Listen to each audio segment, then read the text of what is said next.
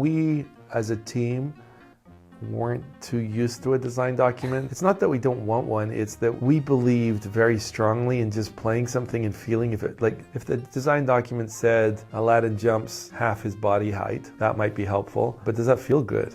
And so we would go, yeah, no, it doesn't feel right.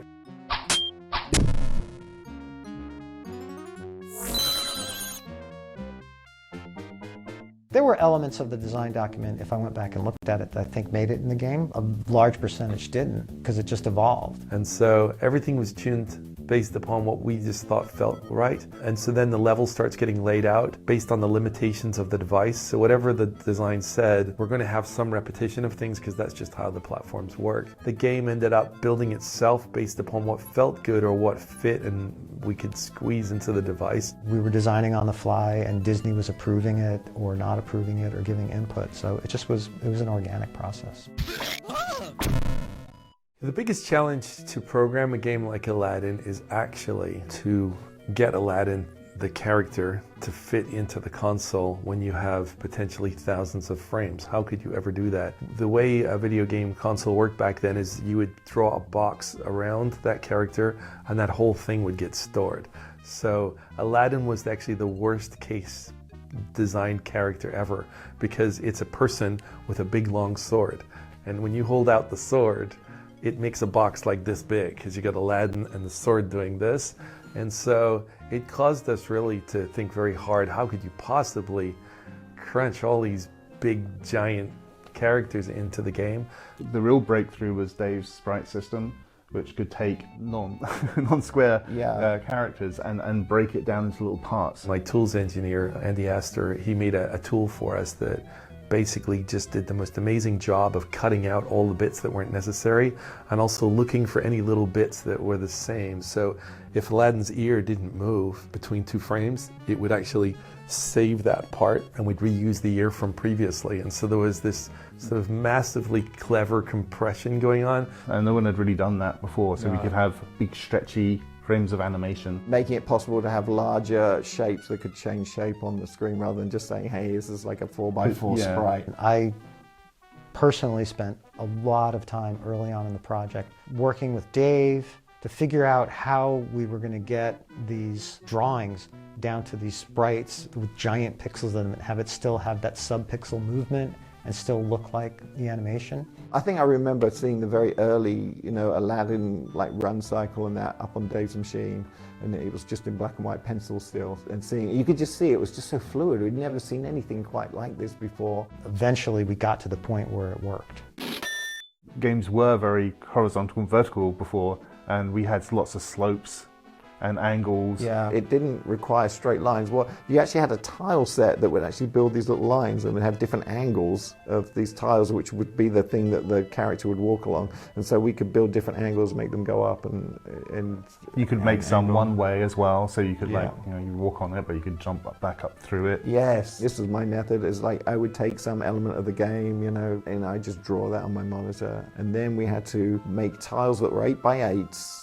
And then you could build those into larger tiles that were 2 of those tiles in each direction. That's right, isn't it? Yeah. So that would be a 16x16 tile. And from there, they were then used to build the actual levels themselves. When I would look at some of the art that was going to be based on the level art, I would look at whatever I thought was the highlight piece, and I go, okay, I'm just going to start right there, and I'm going to burn a bunch of tiles, like a third of my tile set, to get that one piece looking great, and then try and stretch out. Yeah, and then you try and use bits of that one piece. But I wanted to make sure I had a strong center piece to the level that you go, oh, that looks just like the movie. It was also interesting in Aladdin, there's one thing I talk about quite often, is how people play video games, they just want to be entertained. And so we worried a lot about the story of Aladdin. Is it going to be important that we tell the story? And in reality, the kids already know the story, but so there's a whole argument, do we really have to tell the story? And we, of course, agreed in the end, yes, we have to tell the Aladdin story. So we had this scrolling Once Upon a Time thing. We tested it with the kids, and it was so funny because we're watching a room full of kids, and all you see is the thumbs going, click, click, play the game, we don't play care, the game. we don't care. I don't want to read any of this. Yeah, but we just spent a week making this beautiful thing. There was one girl in the room who sat and read all this stuff, and we pulled her out and said, why did you read all this, why did you read the story? And she goes, because I thought it would say something important and it didn't, and I'm really annoyed. So it's just the story. They're setting it up. So it's a very interesting point, because there's a discussion on whether video games should be, more about Narrative. stories and more about gameplay. I think it was pretty clear at that point in the industry, it was all about the gameplay.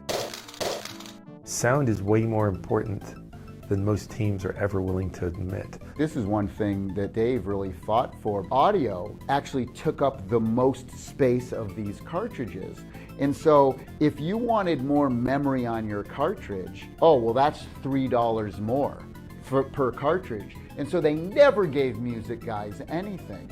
But what Dave would do is he would say to me, look, Tommy, pretend you didn't have any restrictions. What could you get the Sega Genesis to sound like?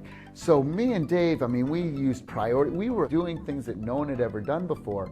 And then Dave, again, to his credit, he would take that to the president of the company, Martin, and say, hey, look, guys, if you spent that extra $3 or $4, look what we could get this to sound like.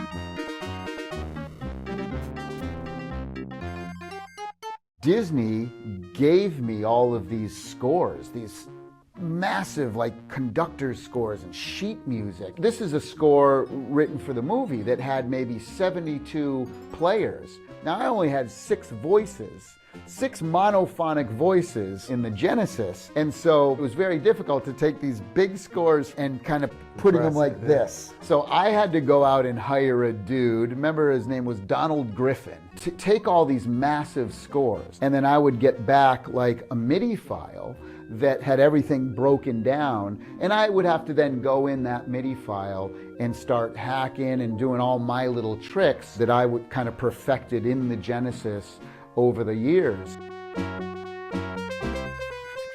The sound chip in the Sega Genesis it's called FM synthesis. It's a synthesizer from the 80s. It was actually a Yamaha chip that they used in the DX7. So it was this really kind of punchy, synthy, had lots of beefy low-end kind of stuff. For an orchestral score like Aladdin, a challenge for me was, okay, I might be able to write a tune, or I'd get that MIDI file of everything arranged, but now I got to get this thing to sound like an oboe. Oh my God, how do I get a wow to sound like an oboe? So I would sit there for literally days at a time, days, to come up and tweak all of the different things within the chip to get it to sound as close to an oboe as I possibly could.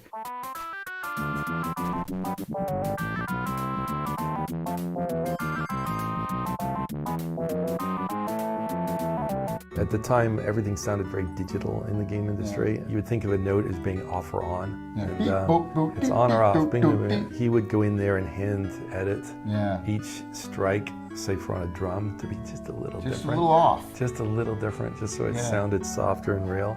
The easy thing to do would just be to quantize everything, so it was exactly on the beat, but it didn't have human feel.